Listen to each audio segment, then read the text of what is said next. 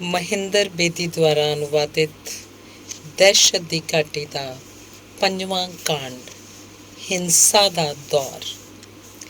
ਨਵਾਂ ਹੋਣ ਦੇ ਬਾਵਜੂਦ ਜਿਸ ਘਟਨਾ ਨੇ ਜੈਕ ਮੈਕਮੋਡੋ ਦੀ ਲੋਕ ਪ੍ਰਸਿੱਧੀ ਨੂੰ ਉਸਦੇ ਸਹਿਯੋਗੀਆਂ ਦੀ ਨਜ਼ਰਾਂ 'ਚ ਬੁਲੰਦੀਆਂ 'ਤੇ ਪਹੁੰਚਾ ਦਿੱਤਾ, ਉਹਦੇ ਫੜੇ ਤੇ ਛੁੱਟ ਜਾਣ ਦੀ ਘਟਨਾ ਹੀ ਸੀ। ਇੱਕ ਅਜਿਹਾ ਆਦਮੀ ਜਿਹੜਾ ਜਿਸ ਦਿਨ ਯੂਨੀਅਨ ਦਾ ਮੈਂਬਰ ਬਣਿਆ ਉਸੇ ਦਿਨ ਕੋਈ ਅਜਿਹਾ ਕਾਰਨਾਮਾ ਕਰ ਬੈਠਾ ਕਿ ਪੁਲਿਸ ਨੂੰ ਉਹਨੂੰ ਫੜ ਕੇ ਮੈਜਿਸਟਰੇਟ ਦੇ ਸਾਹਮਣੇ ਪੇਸ਼ ਕਰਨਾ ਪਿਆ।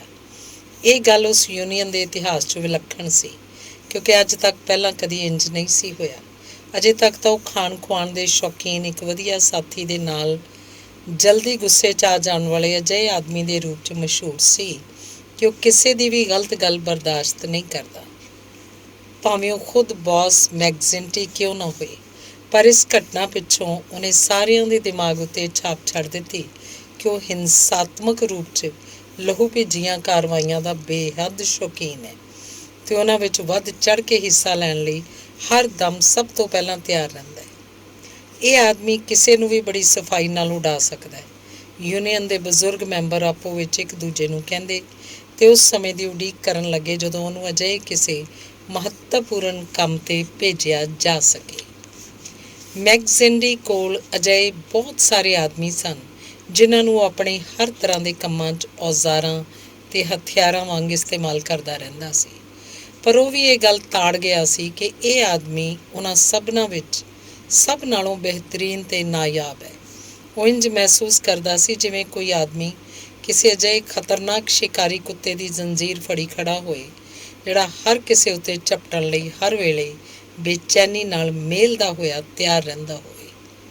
ਉਹਦਾ ਛੋਟੇ ਮੋਟੇ ਕੰਮ ਕਰਨ ਲਈ ਤਾਂ ਉਸ ਕੋਲ ਬਹੁਤ ਸਾਰੇ ਪਿੱਲੇ ਸਨ, ਪਰ ਕਿਸੇ ਦਿਨ ਉਹਦਾ ਆਪਣੇ ਇਸ ਨਵੇਂ ਪੱਠੇ ਦੁਆਰਾ ਕੋਈ ਬਹੁਤ ਵੱਡਾ ਅਤੇ ਖਾਸ ਸ਼ਿਕਾਰ ਕਰਨ ਦਾ ਇਰਾਦਾ ਸੀ।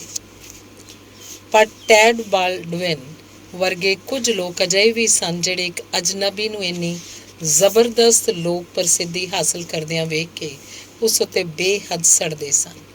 ਪਰ ਜਿਸ ਤਰ੍ਹਾਂ ਉਹ ਹਰ ਵੇਲੇ ਹੱਸਦਾ ਹਸਾਉਂਦਾ ਰਹਿੰਦਾ ਸੀ, ਉਸੇ ਤਰ੍ਹਾਂ ਹਰ ਵੇਲੇ ਮਾਰਨ ਲਈ ਵੀ ਤਿਆਰ ਰਹਿੰਦਾ ਸੀ। ਇਸ ਲਈ ਉਹ ਲੋਕ ਜ਼ਰਾ ਉਸ ਤੋਂ ਦੂਰ ਹੀ ਰਹਿੰਦੇ ਸਨ। ਪਰ ਇੱਕ ਪਾਸੇ ਇੱਥੇ ਉਹ ਆਪਣੇ ਸਾਥੀਆਂ ਦੀਆਂ ਨਜ਼ਰਾਂ 'ਚ ਲਗਾਤਾਰ ਚੜ੍ਹਦਾ ਜਾ ਰਿਹਾ ਸੀ, ਉੱਥੇ ਉਹ ਕੁਝ ਹੋਰ ਨਜ਼ਰਾਂ 'ਚੋਂ ਪੂਰੀ ਤਰ੍ਹਾਂ ਲੱਥ ਵੀ ਗਿਆ ਸੀ, ਜਿਸ ਕਰਕੇ ਉਹ ਕਾਫੀ ਬੇਚੈਨ ਵੀ ਰਹਿੰਦਾ ਸੀ। ਉਹ ਏਟੀ ਦੇ ਪਿਓ ਦੀਆਂ ਨਜ਼ਰਾਂ 'ਚੋਂ ਪੂਰੀ ਤਰ੍ਹਾਂ ਲੱਥ ਗਿਆ ਸੀ ਅਤੇ ਉਹਨੂੰ ਆਪਣੇ ਘਰ ਵਾੜਨ ਤੋਂ ਉਹਨੇ ਸਾਫ਼ ਮਨ੍ਹਾ ਕਰ ਦਿੱਤਾ ਸੀ। ਜਿੱਥੋਂ ਤੱਕ ਏਟੀ ਦਾ ਸਵਾਲ ਸੀ, ਉਹਨੂੰ ਵਾਕਈ ਬੇਹੱਦ ਪਿਆਰ ਕਰਦੀ ਸੀ ਅਤੇ ਉਹਨੂੰ ਕਿਸੇ ਵੀ ਹਾਲਤ ਵਿੱਚ ਛੱਡਣਾ ਨਹੀਂ ਸੀ ਚਾਹੁੰਦੀ। ਪਰ ਉਹਦੀ ਬੁੱਧੀ ਬਾਰ-ਬਾਰ ਉਹਨੂੰ ਇੱਕ ਸਵਾਲ ਕਰਦੀ ਸੀ ਕਿ ਜੇ ਉਹਨੇ ਇੱਕ ਅਪਰਾਧੀ ਸੁਭਾਅ ਦੇ ਆਦਮੀ ਨਾਲ ਵਿਆਹ ਕਰ ਲਿਆ ਤਾਂ ਉਹਦਾ ਅੰਜਾਮ ਕੀ ਹੋਏਗਾ। ਇੱਕ ਰਾਤ ਜਦੋਂ ਉਹਨੂੰ ਕਿਸੇ ਵੀ ਹੀਲੇ ਨੀਂਦ ਨਾ ਆਈ ਤਾਂ ਸਵੇਰ ਹੁੰਦਿਆਂ ਹੀ ਉਹਨੇ ਇਹ ਗੱਲ ਦਾ ਫੈਸਲਾ ਕੀਤਾ ਕਿ ਉਹਨੂੰ ਆਖਰੀ ਵਾਰ ਮੈਕਮੋਡੋ ਨੂੰ ਜ਼ਰੂਰ ਮਿਲਣਾ ਚਾਹੀਦਾ ਅਤੇ ਉਹਨੂੰ ਉਸ ਜੁਰਮ ਦੀ ਦਲਦਲ ਵਿੱਚੋਂ ਕੱਢਣ ਦੀ ਇੱਕ ਅੰਤਿਮ ਕੋਸ਼ਿਸ਼ ਜ਼ਰੂਰ ਕਰਨੀ ਚਾਹੀਦੀ ਹੈ ਜਿਸ ਵਿੱਚ ਉਹ ਦਿਨ ਰਾਤ ਧੱਸਦਾ ਜਾ ਰਿਹਾ ਹੈ। ਸੋ ਉਹ ਉਹਦੇ ਮਕਾਨ 'ਤੇ ਪਹੁੰਚੀ ਅਤੇ ਉਸ ਕਮਰੇ ਵੱਲ ਵਧੀ ਜਿਹਨੂੰ ਉਹ ਸਿਟਿੰਗ ਰੂਮ ਦੇ ਤੌਰ 'ਤੇ ਇਸਤੇਮਾਲ ਕਰਦਾ ਸੀ। ਉਸ ਸਮੇਂ ਦਰਵਾਜ਼ੇ ਵੱਲ ਪਿੱਠ ਕਰੀ ਇੱਕ ਮੇਜ਼ 'ਤੇ ਬੈਠਾ ਕੋਈ ਖੱਤ ਪੜ੍ਹਨ 'ਚ ਲੀਨ ਸੀ। ਅਚਾਨਕ ਏਟੀ ਉੱਤੇ ਲੜਕਪਨ ਦੀ ਸ਼ਰਾਰਤ ਦਾ ਜੋਸ਼ ਹਾਵੀ ਹੋ ਗਿਆ। ਆਖਰ ਅਜੇ ਉਹ ਕੁੱਲ 19 ਸਾਲ ਦੀ ਤਾਂ ਸੀ। ਜਦੋਂ ਹੌਲੀ ਦੇਣੇ ਦਰਵਾਜ਼ਾ ਖੋਲ੍ਹ ਕੇ ਹੌਲੀ ਬਿਨਾਂ ਕੋਈ ਆਵਾਜ਼ ਕੀਤੇ ਅੰਦਰ ਵੜੀ ਤਾਂ ਮੈਕਮੋਡੋ ਨੂੰ ਉਹਦੇ ਆਉਣ ਦਾ ਪਤਾ ਨਾ ਲੱਗ ਸਕਿਆ। ਉਹ ਦੱਬਵੇਂ ਪੈਰੀਂ ਅੱਗੇ ਵਧੀ ਅਤੇ ਉਹਨੇ ਆਪਣੇ ਹੱਥ ਉਹਦੇ ਅੱਗੇ ਵੱਲ ਝੁਕੇ ਹੋਏ ਮੋਢਿਆਂ ਉੱਤੇ ਰੱਖ ਦਿੱਤੇ। ਉਹ ਅਚਾਨਕ ਉਹਦੇ ਕੋਲ ਪਹੁੰਚ ਕੇ ਉਹਨੂੰ ਹੈਰਾਨ ਕਰ ਦੇਣਾ ਚਾਹੁੰਦੀ ਸੀ ਅਤੇ ਉਸ ਵਿੱਚ ਉਹ ਪੂਰੀ ਤਰ੍ਹਾਂ ਸਫਲ ਵੀ ਰਹੀ। ਪਰ ਬਦਲੇ 'ਚ ਉਹ ਖੁਦ ਵੀ ਕੁਝ ਘੱਟ ਹੈਰਾਨ ਨਹੀਂ ਸੀ ਹੋਈ, ਕਿਉਂਕਿ ਕਿਸੇ ਚੀਤੇ ਵਰਗੀ ਤੇਜ਼ੀ ਨਾਲ ਘੁੰਮ ਕੇ ਉਸ ਉੱਤੇ ਝਪਟ ਪਿਆ ਸੀ ਅਤੇ ਏਟੀ ਨੂੰ ਇਸ ਗੱਲ ਦਾ ਪਤਾ ਵੀ ਨਹੀਂ ਸੀ ਲੱਗ ਸਕਿਆ ਕਿ ਕਦੋਂ ਉਹਦਾ ਮਜ਼ਬੂਤ ਹੱਥ ਫੌਲਾਦੀ ਸ਼ਿਕੰਜੇ ਵਾਂਗ ਉਹਦੇ ਗਲੇ 'ਤੇ ਆ ਕੇ ਕੱਸਿਆ ਗਿਆ ਸੀ। ਇਸੇ ਦੌਰਾਨ ਮੈਕਮੋਡੋ ਨੇ ਉਸ ਕਾਗਜ਼ ਨੂੰ ਤੋੜ ਮਰੋੜ ਕੇ ਆਪਣੀ ਮੁੱਠੀ 'ਚ ਘੁੱਟ ਲਿਆ ਸੀ ਜਿਹਨੂੰ ਉਹ ਉਹਦੇ ਆਉਣ ਵੇਲੇ ਪੜ੍ਹ ਰਿਹਾ ਸੀ। ਬਿੰਦ ਦਾ ਬਿੰਦ ਤਾਂ ਉਹ ਉਹਨੂੰ ਗਹਿਰੀ ਨਿਗਾਹਾਂ ਨਾਲ ਦੇਖਦਾ ਰਿਹਾ ਅਤੇ ਫਿਰ ਉਹਦੇ ਚਿਹਰੇ 'ਤੇ ਖੂੰਖਾਰਪੁਣੇ ਦੀ ਜਗ੍ਹਾ ਹੈਰਾਨੀ ਭਰੀ ਖੁਸ਼ੀ ਦੇ ਭਾਵ ਉੱਭਰਨ ਲੱਗੇ। ਪਰ ਉਹਨਾਂ ਦੇ ਉੱਭਰਨ ਤੋਂ ਪਹਿਲਾਂ ਏਟੀ ਨੇ ਉਹਦੇ ਚਿਹਰੇ 'ਤੇ ਜਿਹੜੀ ਹਿੰਸਕ ਜੰਗਲੀਪਨ ਦੇ ਖੂੰਖਾਰ ਭਾਵ ਦੇਖੇ। ਉਹ ਜਿਹੇ ਭਿਆਨਕ ਭਾਵ ਆਪਣੇ ਸੱਭਿਆ ਅਤੇ ਸੁਭਾਵਕ ਜੀਵਨ ਵਿੱਚ ਪਹਿਲਾਂ ਕਦੀ ਨਹੀਂ ਸੀ ਦੇਖੇ।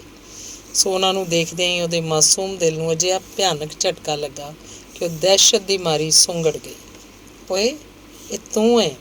ਉਹਨੂੰ ਪਛਾਣਨ ਪਿੱਛੋਂ ਉਹ ਆਪਣੇ ਮੱਥੇ 'ਤੇ ਹੱਥ ਫੇਰਦਾ ਬੋਲਿਆ, ਮੈਂ ਸੁਪਨੇ ਵਿੱਚ ਵੀ ਨਹੀਂ ਸੋਚ ਸਕਦਾ ਸੀ ਕਿ ਤੂੰ ਕਦੀ ਇੱਥੇ ਆਏਂਗੀ। ਆ ਮੇਰੇ ਦਿਲ ਦੀ ਰਾਣੀਏ, ਇੱਧਰ ਆ। ਅਤੇ ਉਹਨੇ ਉਹਨੂੰ ਬੜੇ ਪਿਆਰ ਨਾਲ ਕਲਾਵੇ 'ਚ ਭਰ ਲਿਆ, ਪਰ ਉਹ ਉਸ ਦੀਆਂ ਅੱਖਾਂ 'ਚ ਦੇਖੀ ਅਪਰਾਧ ਭਰੀ ਝਲਕ ਦੇ ਭੈ ਤੋਂ ਪੂਰੀ ਤਰ੍ਹਾਂ ਮੁਕਤ ਨਹੀਂ ਹੋ ਸਕੀ ਸੀ। ਉਹਦੇ ਔਰਤਪਨ ਦੇ ਸਹਿਜ ਅਨੁਭਵ ਨੇ ਉਹਨੂੰ ਤੁਰੰਤ ਇਸ ਗੱਲ ਦਾ ਅਹਿਸਾਸ ਕਰਵਾ ਦਿੱਤਾ ਸੀ ਕਿ ਉਹ ਸਿਰਫ ਅਚਾਨਕ ਤਰਬਕ ਕੇ ਡਰ ਜਾਣ ਦਾ ਭਾਵ ਨਹੀਂ ਸੀ, ਬਲਕਿ ਉਹਦੇ ਪਿੱਛੇ ਰੰਗੇ ਹੱਥੀਂ ਫੜੇ ਜਾਣ ਦਾ ਭੈ ਅਤੇ ਆਤੰਕ ਲੁਕਿਆ ਹੋਇਆ ਸੀ। ਤੁਹਾਨੂੰ ਕੀ ਹੁੰਦਾ ਜਾ ਰਿਹਾ ਜੈਕ? ਉਹ ਬੋਲੀ।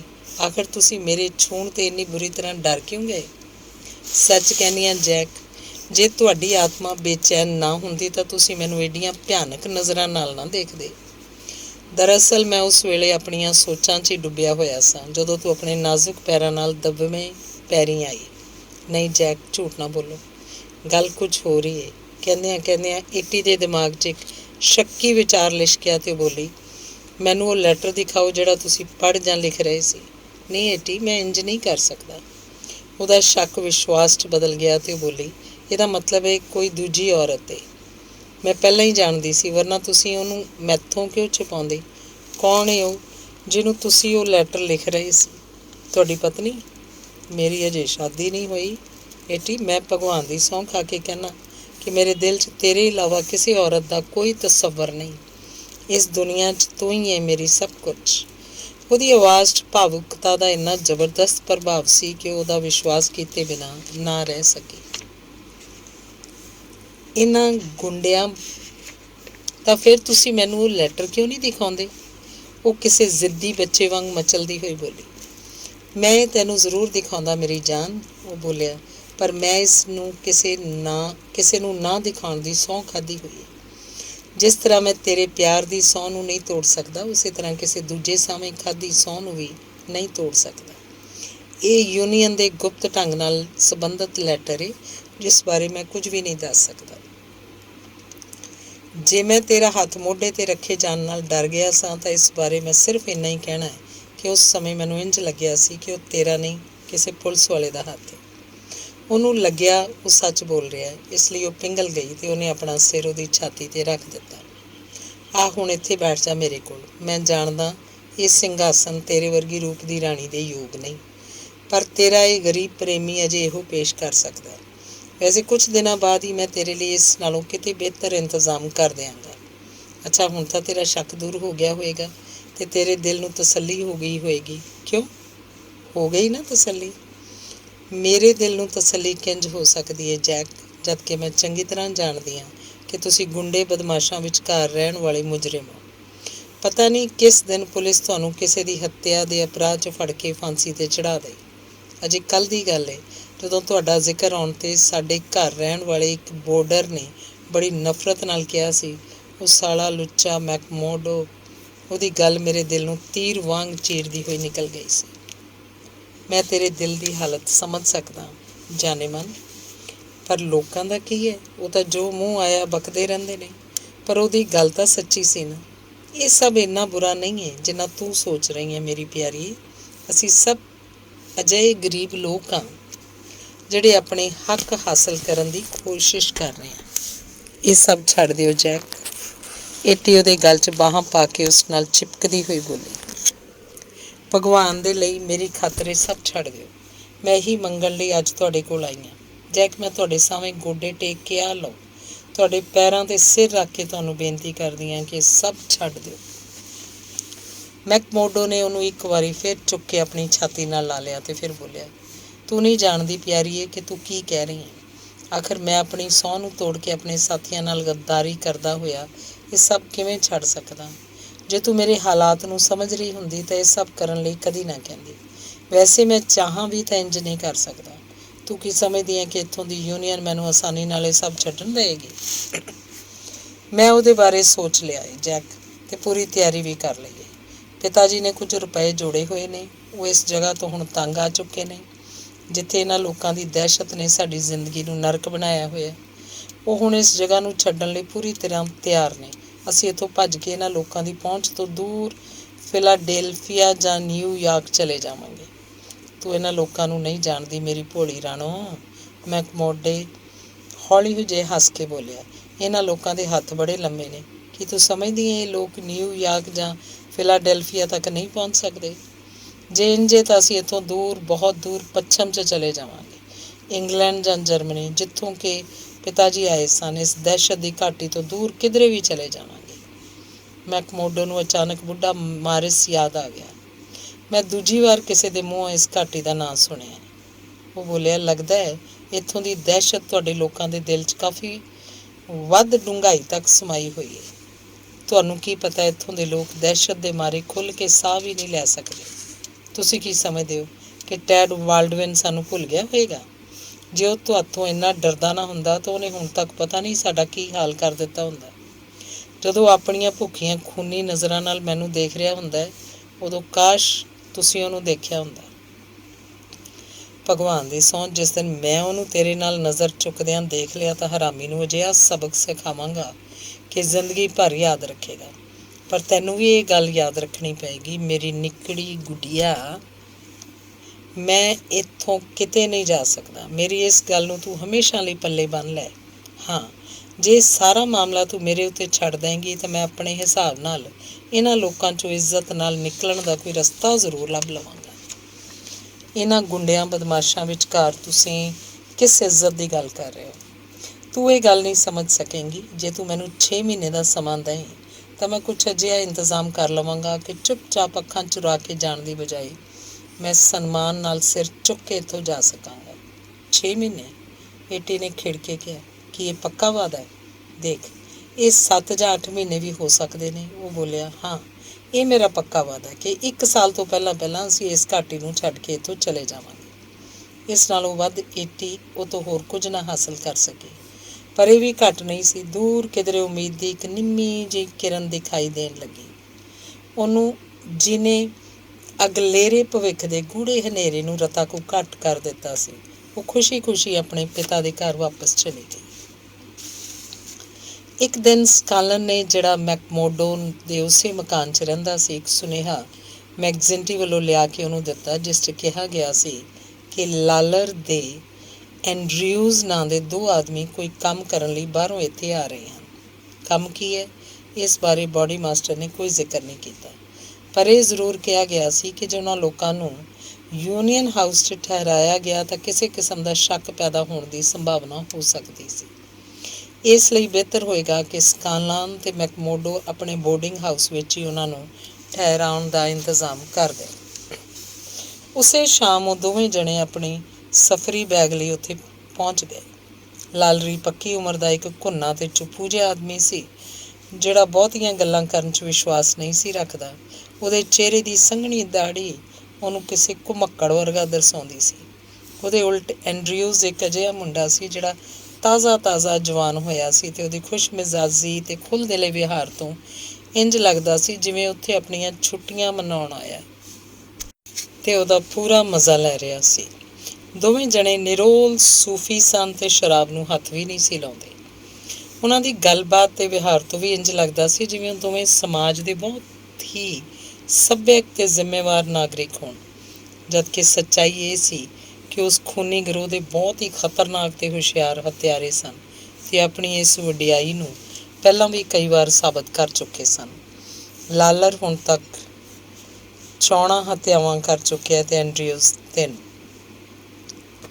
ਮੈਕਮੋਰਡੋ ਨੇ ਮਹਿਸੂਸ ਕੀਤਾ ਕਿ ਉਹਨਾਂ ਲੋਕਾਂ ਨੂੰ ਆਪਣੇ ਪਹਿਲੇ ਕਾਰਨਾਮਿਆਂ ਬਾਰੇ ਗੱਲਬਾਤ ਕਰਨ 'ਚ ਕਿਸੇ ਕਿਸਮ ਦੀ ਕੋਈ ਝਿਜਕ ਨਹੀਂ ਸੀ, ਬਲਕਿ ਉਹਨਾਂ ਨੂੰ ਇਸ ਗੱਲ ਦਾ ਮਾਣ ਸੀ ਕਿ ਉਹਨਾਂ ਇਹ ਕੰਮ ਬਿਲਕੁਲ ਨਿਰਸੁਆਰਥ ਭਾਵ ਨਾਲ ਆਪਣੀ ਸੁਸਾਇਟੀ ਤੇ ਯੂਨੀਅਨ ਦੀ ਸੇਵਾ ਲਈ ਕੀਤੇ ਸਨ।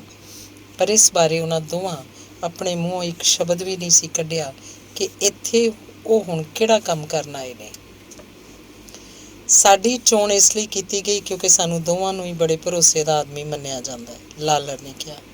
ਨਾ ਤਾਂ ਮੈਂ ਡਰਿੰਕ ਕਰਦਾ ਤੇ ਨਾ ਇਹ ਲੜਕਾ।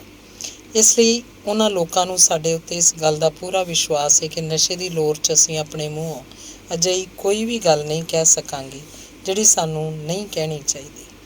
ਮੇਰੀ ਗੱਲ ਦਾ ਗਲਤ ਅਰਥ ਨਾ ਲਾਉਣਾ, ਪਰ ਸਾਡੇ ਬੋਡੀ ਮਾਸਟਰ ਦਾ ਸਾਡੇ ਲਈ ਇਹੋ ਹੁਕਮ ਹੈ।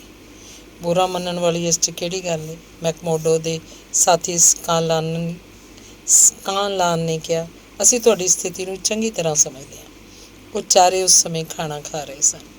ਅਸੀਂ ਆਪਣੇ ਪਹਿਲਾਂ ਕੀਤੇ ਕੰਮਾਂ ਬਾਰੇ ਤਾਂ ਦਿਨ ਰਾਤ ਖੂਬ ਚਰਚਾ ਕਰ ਸਕਦੇ ਹਾਂ, ਪਰ ਇਹ ਕੰਮ ਜਦੋਂ ਤੱਕ ਹੋ ਨਹੀਂ ਜਾਏਗਾ, ਇਸ ਬਾਰੇ ਅਸੀਂ ਕੋਈ ਗੱਲ ਨਹੀਂ ਕਰਾਂਗੇ।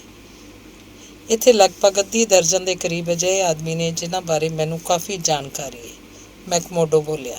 ਮੈਂ ਸਮਝਦਾ ਉਹ ਆਇਰਨ ਹਿੱਲ ਵਾਲਾ ਜੈਕ ਨੌਕਸ ਨਹੀਂ ਹੋਏਗਾ, ਕਿਉਂਕਿ ਮੈਂ ਸੋਚਿਆ ਹੋਇਆ ਕਿ ਉਹਦਾ ਸ਼ਿਕਾਰ ਤਾਂ ਕਿਸੇ ਦਿਨ ਮੈਂ ਹੀ ਕਰਾਂਗਾ। ਨਹੀਂ, ਉਹ ਨਹੀਂ। ਜਾਂ ਫਿਰ ਹਰਮਨ ਸਟਰਾਸ, ਉਹ ਵੀ ਨਹੀਂ। ਜੇ ਤੁਸੀਂ ਨਹੀਂ ਦੱਸਣਾ ਚਾਹੁੰਦੇ ਤਾਂ ਕੋਈ ਗੱਲ ਨਹੀਂ, ਪਰ ਮੈਨੂੰ ਉਹਦਾ ਨਾਂ ਜਾਣ ਕੇ ਖੁਸ਼ੀ ਹੁੰਦੀ। ਲਾਲਰ ਨੇ ਹਲਕਾ ਜਿਹਾ ਮੁਸਕਰਾ ਕੇ ਆਪਣਾ ਸਿਰ ਹਿਲਾਇਆ। ਉਹ ਕੁਝ ਉਗਲਣ ਵਾਲਾ ਨਹੀਂ ਸੀ। ਆਪਣੇ ਮਹਿਮਾਨ ਦੇ ਕੁਝ ਨਾ ਦੱਸਣ ਦੇ ਬਾਵਜੂਦ ਵੀ ਸਕਾਲਾਨ ਤੇ ਮੈਕਮੋਡੋ ਦੀ ਬੜੀ ਇੱਛਾ ਸੀ ਕਿ ਉਸ ਮੌਕੇ 'ਤੇ ਮੌਜੂਦ ਰਹਿਣ ਜਿਹਨੂੰ ਆਪਸ ਵਿੱਚ ਮਨੋਰੰਜਨ ਕਹਿੰਦੇ ਸਨ। ਇਸ ਲਈ ਜਦੋਂ ਇੱਕ ਦਿਨ ਸਵੇਰੇ ਮੈਕਮੋਡੋ ਨੇ ਉਹਨਾਂ ਨੂੰ ਚੋਰ ਕਦਮਾਂ ਨਾਲ ਪੌੜੀਆਂ ਉਤਰਦਿਆਂ ਸੁਣਿਆ ਤਾਂ ਉਹਨੇ ਫੌਰਨ ਸਕਾਲਾਨ ਨੂੰ ਜਗਾਇਆ ਅਤੇ ਦੋਵੇਂ ਫਟਾਫਟ ਆਪਣੇ ਕੱਪੜੇ ਪਾਉਣ 'ਚ ਜੁਟ ਗਏ। ਜਦੋਂ ਕੱਪੜੇ ਪਾ ਚੁੱਕੇ ਤਾਂ ਉਹਨਾਂ ਦੇਖਿਆ ਕਿ ਦੋਵੇਂ ਆਪਣੇ ਪਿੱਛੇ ਦਰਵਾਜ਼ਾ ਖੁੱਲ੍ਹਾ ਛੱਡ ਕੇ ਚੁੱਪਚਾਪ ਬਾਹਰ ਨਿਕਲ ਗਏ ਸਨ। ਅਜੇ ਚਾਨਣ ਨਹੀਂ ਫੈਲਿਆ ਸੀ। ਸਟਰੀਟ ਲੈਂਪ ਦੀ ਰੋਸ਼ਨੀ 'ਚ ਉਹ ਦੋ ਆਦਮੀਆਂ ਨੂੰ ਕੁਝ ਫਾਸਲੇ ਉੱਤੇ ਆਪਣੇ ਅੱਗੇ ਜਾਂਦਿਆਂ ਦੇਖ ਸਕਦੇ ਸਨ। ਉਹਨਾਂ ਨੇ ਬੜੀ ਸਾਵਧਾਨੀ ਨਾਲ ਉਹਨਾਂ ਦਾ ਪਿੱਛਾ ਸ਼ੁਰੂ ਕੀਤਾ। ਜ਼ਮੀਨ 'ਤੇ ਵਿਛੀ ਬਰਫ਼ ਉੱਤੇ ਉਹ ਬਿਨਾਂ ਕੋਈ ਆਵਾਜ਼ ਕੀਤਿਆਂ ਤੁਰ ਰਹੇ ਸਨ। ਉਹਨਾਂ ਦਾ ਬੋਰਡਿੰਗ ਹਾਊਸ ਬਸਤੀ ਦੇ ਬਾਹਰੀ ਕਿਨਾਰੇ 'ਤੇ ਸਥਿਤ ਸੀ, ਇਸ ਲਈ ਛੇਤੀ ਉਹ ਇੱਕ ਅਜਿਹੇ ਚੌਰਾਹੇ 'ਤੇ ਪਹੁੰਚ ਗਏ ਜਿਹੜਾ ਉਹਦੀ ਸੀਮਾ ਤੋਂ ਬਾਹਰ ਸੀ। ਉੱਥੇ 3 ਆਦਮੀ ਉਹਨਾਂ ਦਾ ਇੰਤਜ਼ਾਰ ਕਰ ਰਹੇ ਸਨ। ਲਾਲਰ ਤੇ ਐਂਡਰਿਊਜ਼ ਨੇ ਬੜੀ ਗੰਭੀਰਤਾ ਨਾਲ ਉਹਨਾਂ ਨਾਲ ਕੁਝ ਸੰਕੇਤਕ ਗੱਲਬਾਤ ਕੀਤੀ। ਉਸ ਪਿੱਛੋਂ ਸਾਰੇ ਇਕੱਠੇ ਅੱਗੇ ਵੱਧ ਗਏ। ਜ਼ਾਹਰ ਸੀ ਕਿ ਇਹ ਕੋਈ ਅਜਿਹਾ ਮਹੱਤਵਪੂਰਨ ਕੰਮ ਸੀ ਜਿਸ ਲਈ ਕੁਝ ਜ਼ਿਆਦਾ ਆਦਮੀਆਂ ਦੀ ਲੋੜ ਸੀ। ਉਹ ਹੁਣ ਇੱਕ ਅਜਿਹੀ ਜਗ੍ਹਾ ਪਹੁੰਚ ਗਏ ਸਨ ਜਿੱਥੋਂ ਕਈ ਰਸਤੇ ਵੱਖ-ਵੱਖ ਖਦਾਨਾਂ ਵੱਲ ਜਾਂਦੇ ਸਨ। ਉਹ ਅਜਨਬੀ ਲੋਕ ਕਰੋ ਹਿੱਲ ਨਾਮੀ ਖਦਾਨ ਵਾਲੇ ਰਸਤੇ 'ਤੇ ਹੋ ਲਏ। ਬਹੁਤ ਹੀ ਵੱਡਾ ਕੰਮ ਸੀ ਇਸ ਖਦਾਨ ਦੇ ਮਾਲਕਾਂ ਦਾ, ਜਿਸ ਦਾ ਸਾਰਾ ਸਿਹਰਾ ਉਸ ਖਦਾਨ ਦੇ ਦਲੇਰ ਤੇ ਨਿਡਰ ਮੈਨੇਜਰ ਜੋਸ਼ੀਆ ਐਚ ਡਨ ਦੇ ਵੱਜਦਾ ਸੀ, ਜਿਹਨੇ ਦਹਿਸ਼ਤ ਦੇ ਇਸ ਮਾਹੌਲ ਵਿੱਚ ਵੀ ਆਪਣੇ ਚਤੁਰ ਦਿਮਾਗ ਨਾਲ ਖਦਾਨ 'ਤੇ ਪੂਰਾ ਕੰਟਰੋਲ ਕੀਤਾ ਹੋਇਆ ਸੀ। ਹੁਣ ਚਾਨਣ ਫੈਲਣ ਲੱਗਾ ਸੀ ਤੇ ਖਦਾਨ 'ਚ ਕੰਮ ਕਰਨ ਲਈ ਮਜ਼ਦੂਰਾਂ ਨੇ ਆਉਣਾ ਸ਼ੁਰੂ ਕਰ ਦਿੱਤਾ ਸੀ। ਇਕੱਲੇ ਜਾਂ ਝੁੰਡਾਂ 'ਚੋਂ ਕਾਲੇ ਪੈ ਗਏ ਰਸਤੇ ਉੱਤੇ ਤੁਰੇ ਆ ਰਹੇ ਸਨ। ਮੈਕਮੋਡੋ ਤੇ ਸਕਾਲਰ ਮਜ਼ਦੂਰਾਂ ਦੇ ਝੁੰਡ 'ਚ ਸ਼ਾਮਲ ਹੋ ਗਏ, ਪਰ ਉਹਨਾਂ ਨੇ ਉਹਨਾਂ ਲੋਕਾਂ ਨੂੰ ਆਪਣੀਆਂ ਨਜ਼ਰਾਂ ਤੋਂ ਓਹਲੇ ਨਹੀਂ ਹੋਣ ਦਿੱਤਾ ਸੀ। ਕੋਹਰੇ ਦੀ ਇੱਕ ਮੋਟੀ ਚਾਦਰ ਉਹਨਾਂ ਦੇ ਚਾਰੇ ਪਾਸੇ ਫੈਲੀ ਹੋਈ ਸੀ, ਜਿਸ ਵਿੱਚੋਂ ਅਚਾਨਕ ਹੀ ਭਾਫ਼ ਦੀ ਇੱਕ ਤੇਜ਼ ਸੀਟੀ ਦੀ ਆਵਾਜ਼ ਉੱਭਰ ਕੇ ਉੱਥੇ ਗੂੰਜੀ। ਇਸ ਗੱਲ ਦਾ ਸੰਕੇਤ ਸੀ ਕਿ 10 ਮਿੰਟ ਬਾਅਦ ਹੀ ਦਿਨ ਦਾ ਕੰਮ ਸ਼ੁਰੂ ਹੋਣ ਵਾਲਾ ਸੀ ਤੇ ਮਜ਼ਦੂਰਾਂ ਨੂੰ ਲੈ ਕੇ ਲਿਫਟ ਨੁਮਾ ਪਿੰਜਰੇ ਹੇਠਾਂ ਉਤਰਨੇ ਸ਼ੁਰੂ ਹੋ ਜਾਣਗੇ। ਜਿਸ ਸਮੇਂ ਉਹ ਲੋਕ ਖਦਾਨ ਦੇ ਮੁਹਾਨੇ ਦੇ ਸਾਹਮਣੇ ਵਾਲੇ ਖੁੱਲ੍ਹੇ ਮੈਦਾਨ 'ਚ ਪਹੁੰਚੇ ਤਾਂ ਉੱਥੇ ਸੈਂਕੜੇ ਮਜ਼ਦੂਰ ਇੰਤਜ਼ਾਰ ਕਰਦੇ ਮਿਲੇ, ਜਿਹੜੇ ਉਸ ਕੜਾਕੇ ਦੀ ਠੰਡ 'ਚ ਆਪਣੇ ਆਪ ਨੂੰ ਗਰਮ ਰੱਖਣ ਲਈ ਆਪਣੇ ਪੈਰ ਜ਼ਮੀਨ 'ਤੇ ਮਾਰ ਰਹੇ ਸਨ ਤੇ ਹੱਥਾਂ ਦੀਆਂ ਸੁੰਨ ਹੁੰਦੀਆਂ ਉਂਗਲਾਂ ਨੂੰ ਗਰਮ ਰੱਖਣ ਲਈ ਫੂਕਾਂ ਮਾਰ ਰਹੇ ਸਨ। ਉਹ ਅਜਨਬੀ ਜਿਹਦਾ ਪਿੱਛਾ ਕਰਦੇ ਹੋਏ ਉਹ ਲੋਕ ਇੱਥੇ ਆਏ ਸਨ, ਉਸ ਸਮੇਂ ਇੰਜਨ ਹਾਊਸ ਕੋਲ ਖੜ੍ਹੇ ਹੋਏ ਸਨ। ਸਕਾਲਾਨ ਤੇ ਮੈਕਮੋਡੋ ਖਣਿਜੀ ਕਚਰੇ ਦੇ ਇੱਕ ਢੇਰ ਉੱਤੇ ਚੜ੍ਹ ਗਏ, ਜਿੱਥੋਂ ਉਹ ਆਪਣੇ ਸਾਹਮਣੇ ਦਾ ਪੂਰਾ ਦ੍ਰਿਸ਼ ਸਪਸ਼ਟ ਦੇਖ ਸਕਦੇ ਸਨ। ਉਹਨਾਂ ਨੇ ਖਦਾਨ ਦੇ ਇੰਜੀਨੀਅਰ ਨੂੰ ਦੇਖਿਆ। ਉਹ ਮੈਨਜਿਸ ਨਾਂ ਦਾ ਇੱਕ ਲੰਮਾ ਝੰਮਾ ਦਾੜ੍ਹੀ ਵਾਲਾ ਆਦਮੀ ਸੀ, ਜਿਹੜਾ ਇੰਜਨ ਹਾਊਸ 'ਚੋਂ ਬਾਹਰ ਨਿਕਲ ਆਇਆ ਸੀ, ਅਤੇ ਉਹਨੇ ਆਪਣੀ ਤੇਜ਼ ਸੀਟੀ ਵਜਾਈ ਤਾਂ ਕਿ ਮਜ਼ਦੂਰਾਂ ਨਾਲ ਭਰੀਆਂ ਪਿੰਜਰੇ ਵਰਗੀਆਂ ਲਿਫਟਾਂ ਹੇਠਾਂ ਉਤਾਰੀਆਂ ਜਾਣ ਤੇ ਕੰਮ ਸ਼ੁਰੂ ਹੋਏ। ਉਸੇ ਸਮੇਂ ਇੱਕ ਲੰਮਾ ਜਿਹਾ ਕਲੀਨ ਸ਼ੇਵਡ ਨੌਜਵਾਨ ਕਾਹਲ ਨਾਲ ਖਦਾਨ ਦੇ ਮੁਹਾਣੇ ਵੱਲ ਵੱਧਦਾ ਹੋਇਆ ਨਜ਼ਰ ਆਇਆ। ਉਹੀ ਸੀ ਉੱਥੋਂ ਦਾ ਮੈਨੇਜਰ ਜੋਸ਼ੀਆ ਐਚ ਡਨ। ਜਿਵੇਂ ਹੀ ਉਹ ਅੱਗੇ ਆਇਆ, ਉਹਦੀ ਨਜ਼ਰ ਉਹਨਾਂ ਲੋਕਾਂ ਉੱਤੇ ਪਈ ਜਿਹੜੇ ਇੰਜਨ ਹਾਊਸ ਕੋਲ ਖੜ੍ਹੇ ਸਨ। ਉਹਨਾਂ ਲੋਕਾਂ ਆਪਣੇ ਚਿਹਰੇ ਢੱਕਣ ਲਈ ਆਪਣੇ ਹੈਟ ਅਗਾਂਹ ਵੱਲ ਝੁਕਾਏ ਹੋਏ ਸਨ ਤੇ ਕਾਲਰ ਖੜ੍ਹੇ ਕੀਤੇ ਸਨ। ਕੌਣ ਹੋ ਤੁਸੀਂ ਲੋਕ? ਉਹਨੇ ਉਹਨਾਂ ਅਜਨਬੀ ਆਦਮੀਆਂ ਨੂੰ ਉੱਥੇ ਦੇਖਿਆ ਤਾਂ ਉਹਨਾਂ ਵੱਲ ਵਧਦਿਆਂ ਹੋਇਆਂ ਰੋਹਬਦਾਰ ਸੁਰ 'ਚ ਪੁੱਛਿਆ, ਤੇ ਇੱਥੇ ਕੀ ਕਰ ਰਹੇ ਹੋ? ਕੋਈ ਜਵਾਬ ਨਾ ਮਿਲਿਆ। ਉਹਦੀ ਬਜਾਏ ਉਹ ਮੁੰਡਾ ਐਂਡਰਿਊਜ਼ ਅੱਗੇ ਵੱਧ ਆਇਆ ਅਤੇ ਉਹਨੇ ਉਹਦੇ ਢਿੱਡ 'ਚ ਗੋਲੀ ਮਾਰ ਦਿੱਤੀ। ਸੈਂਕੜੇ ਮਜ਼ਦੂਰ ਜਿਹੜੇ ਕੰਮ ਸ਼ੁਰੂ ਹੋਣ ਦੀ ਉਡੀਕ 'ਚ ਖੜ੍ਹੇ ਸਨ, ਇੰਜ ਲਾਚਾਰ ਅਤੇ ਸਿਲ ਪੱਥਰ ਖੜ੍ਹੇ ਰਹੇ ਜਿਵੇਂ ਉਹਨਾਂ ਨੂੰ ਲਕਵਾ ਮਾਰ ਗਿਆ ਹੋਵੇ। ਮੈਨੇਜਰ ਨੇ ਆਪਣੇ ਦੋਵਾਂ ਹੱਥਾਂ ਨਾਲ ਢਿੱਡ ਦੇ ਜ਼ਖਮ ਨੂੰ ਘੁੱਟਿਆ ਅਤੇ ਦੂਰਾ ਹੋ ਗਿਆ, ਪਰ ਉਦੋਂ ਹੀ ਦੂਜੇ ਹਥਿਆਰੇ ਨੇ ਫਾਇਰ ਕੀਤਾ ਅਤੇ ਉਹ ਇੱਕ ਪਾਸੇ ਲੁੜਕ ਗਿਆ। ਜ਼ਮੀਨ 'ਤੇ ਪਿਆ ਉਹ ਬੁਰੀ ਤਰ੍ਹਾਂ ਤੜਪ ਰਿਹਾ ਸੀ ਅਤੇ ਆਪਣੇ ਪੈਰ ਹਵਾ 'ਚ ਝਟਕ ਰਿਹਾ ਸੀ। ਦਾੜੀ ਵਾਲੇ ਇੰਜੀਨੀਅਰ ਮੈਨਜਿਸ ਨੇ ਸਭ ਦੇਖਿਆ ਤਾਂ ਫੌਰਨ ਝਪਟ ਕੇ ਕੋਲ ਪਿਆ ਬੇਲਚਾ ਚੁੱਕਿਆ ਅਤੇ ਹਿਰਖ ਨਾਲ ਗੱਜਦਾ ਹੋਇਆ ਉਹਨਾਂ ਹਥਿਆਰਿਆਂ ਵੱਲ ਔਲਿਆ, ਪਰ ਉਦੋਂ ਹੀ ਅੱਗ ਦੇ ਦੋ ਅੰਗਿਆਰ ਉਹਦੇ ਚਿਹਰੇ ਨਾਲ ਟਕਰਾਏ ਅਤੇ ਉਹ ਲਾਸ਼ ਬਣ ਕੇ ਉਹਨਾਂ ਦੇ ਕਦਮਾਂ 'ਚ ਡਿੱਗ ਪਿਆ। ਇਹ ਸਭ ਦੇਖ ਕੇ ਮਜ਼ਦੂਰਾਂ 'ਚ ਦੁੱਖ ਅਤੇ ਸੋਗ ਦੀ ਇੱਕ ਜ਼ਬਰਦਸਤ ਲਹਿਰ ਉੱਠੀ ਅਤੇ ਉਹਨਾਂ ਕ੍ਰੋਧ ਵੱਸ ਇੱਕ ਜ਼ੋਰਦਾਰ ਲਲਕਾਰਾ ਮਾਰਿਆ, ਪਰ ਉਦੋਂ ਹੀ ਅਗਿਆਤ ਹਮਲਾਵਰਾਂ ਨੇ ਪਿਸਤੌਲਾਂ ਨਾਲ ਭੀੜ ਉੱਤੇ ਹਵਾ 'ਚ ਗੋਲੀਆਂ ਚਲਾਈਆਂ ਅਤੇ ਉਹ ਫੌਰਨ ਹੀ ਤਿੱਤਰ ਬਿੱਤਰ ਹੋ ਕੇ ਉੱਥੋਂ ਭੱਜ ਗਏ। ਕਈ ਤਾਂ ਆਪਣੇ ਘਰ ਸੁਰੱਖਿਅਤ ਪਹੁੰਚਣ ਲਈ ਸਿੱਧੇ ਬਸਤੀ ਵੱਲ ਹੀ ਭੱਜ ਗਏ ਸਨ।